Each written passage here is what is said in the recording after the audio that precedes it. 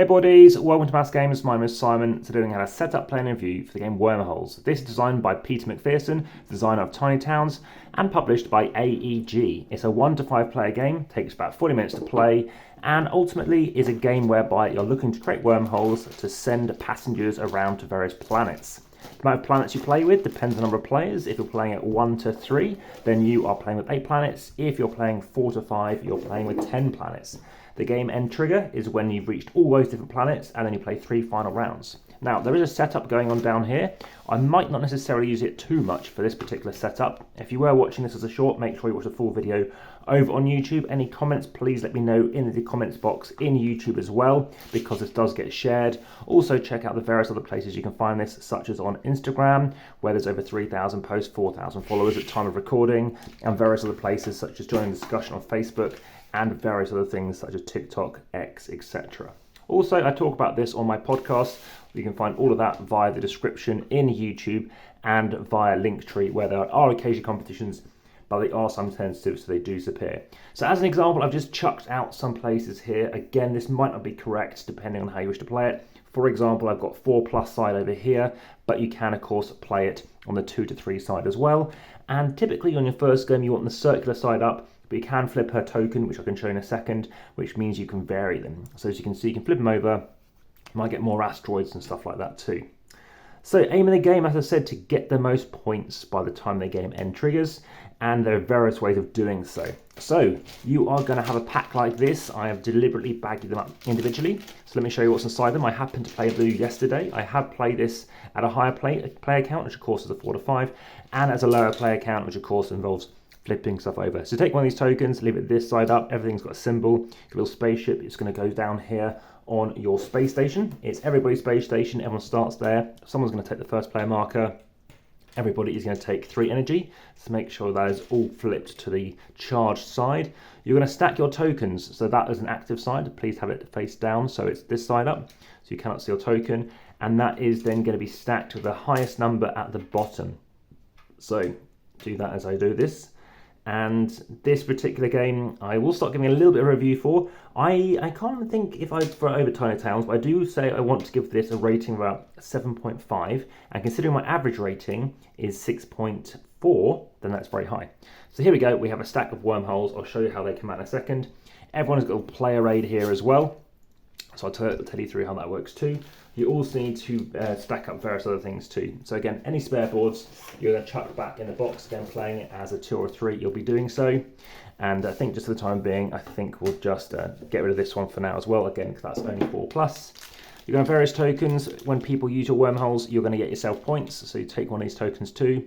And there's 5s as well, as and when you need to use them. So far, I've never had C5s get used. So what else are you going to need to do? Well, if you're playing at a lower player count, then you're going to remove any cards saying 4+. So there are, I think, 36 cards of those. But otherwise, you're going to play with these cards here. These are various planets you're going to. You can see these planets on here. As you can see, this matches up here. So there's 8 of them, like I said. But again, playing it as a 4 or 5, you're going to play with these cards too. So I'm shuffling these all in, but don't worry about it again. I'm just going to give you an example. So everybody's going to take a card. If you're going first, you're taking 1. Otherwise, you're taking 2, 3, etc. And you're also going to have to stack this. So this is the token I mentioned to decide which side up you want to play. So this side up obviously is the reverse side, but for your first game, just play on this circular mode. The reason to flip it means you've got black holes and stuff. So this is how you're going to do it. That is going to go at the bottom because we have 1 round remaining, 2 rounds remaining, and then 3 rounds remaining. So basically, once we have connected up all the planets with wormholes, you then have a total of 3 turns left each to finish the game and figure out who has won. So we're going to visit 10 different planets, or obviously only visit 8 in a 2 or 3 player game or a 1 player game as well. So you can check out these and place them back in a, what I tend to do is a separate baggie if you're playing as a 4 or 5. So chuck them out there. Apart from that, you're then going to stack these. So the first planet that gets visited with a wormhole next to it gets the victor 1 point. Again, no one else can claim one of these points unless they go to a unique planet. So that's a different planet that has yet to have a wormhole on it. Again, this is an endgame trigger.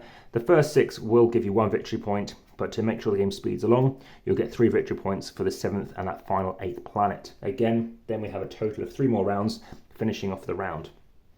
So we are all starting off down here. I'm just leaving just myself out here presently. Again, you're going to be given cards. So let's say I've got my first card. And again, that's a 4-player game. So I'll just show a different one as an example. And again, you do need to shuffle up well. So I've got this one here. Now, in the last few games, this happened to be quite near me. Right now, in this particular game, I don't know if I can even see that particular planet. Might be because I need to chuck out an extra board. And yeah, here it is. So let's just say I chucked it out back where I was over here. So I'm going to place this planet out here. So I want to reach this because I'll get 2 victory points, place it face down, discard pile next to you to show that I've completed it. So the aim of the game is to get those points. If you deliver it to a planet, you get 2 victory points. You're going to count these up at the end of the game. You're also going to get 1 point for anybody else using a wormhole. I'll show you how that works in a second. You'll also get exploration points. So like I said, if you reach one of these planets, you'll get points for that too. And lastly, you're going to count up and see every unique different planet you've delivered to as a passenger.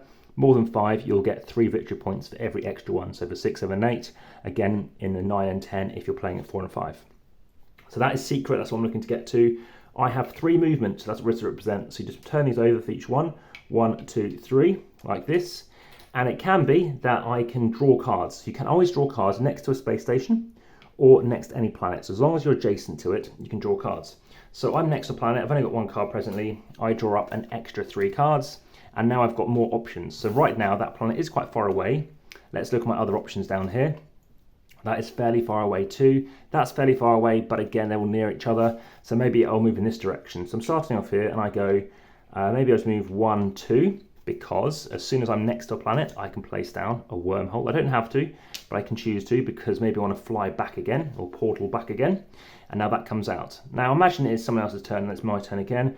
I go out again, so I had some movement left, so I don't have to use movement, but I spent 1, 2, 3, place it adjacent.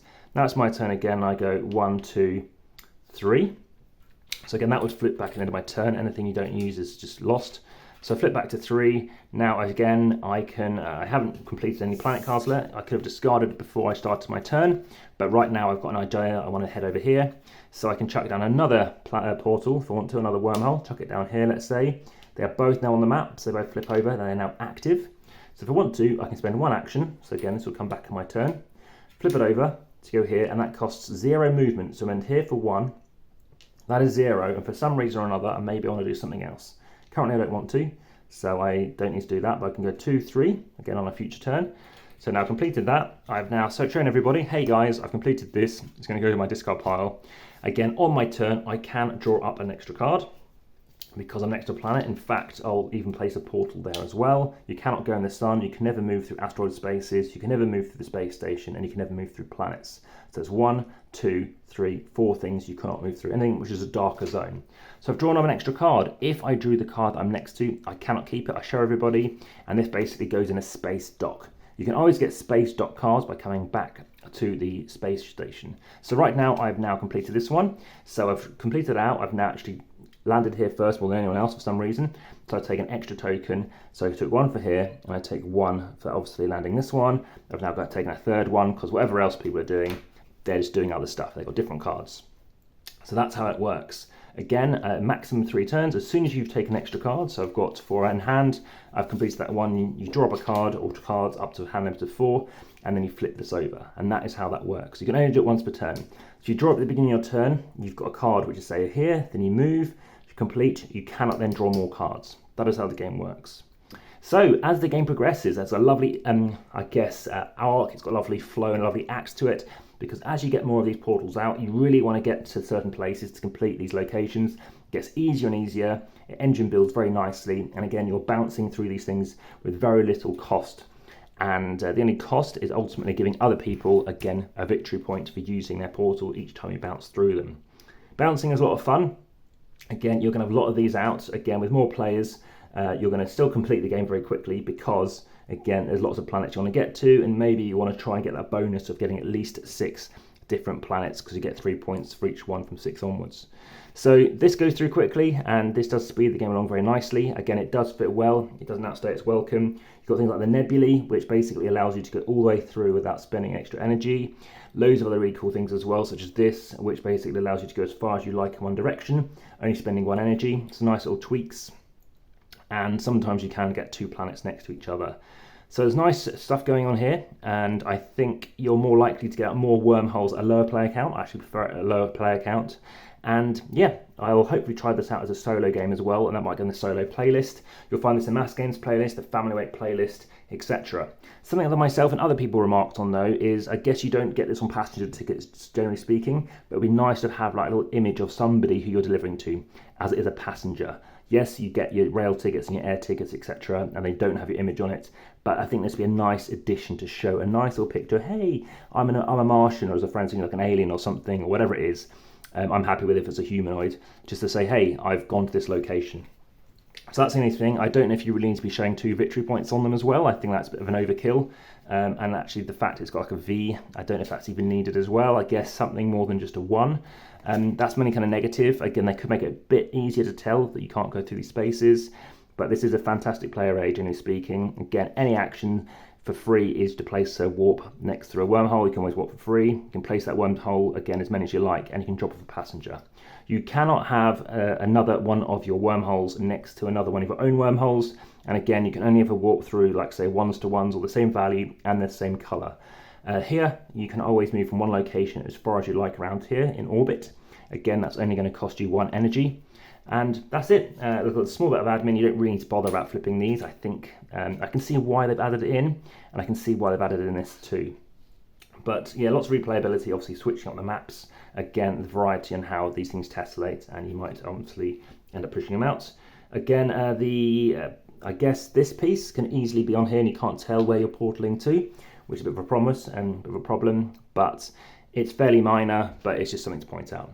But like I said, that is Wormholes. Thanks for watching. For now, back to the table.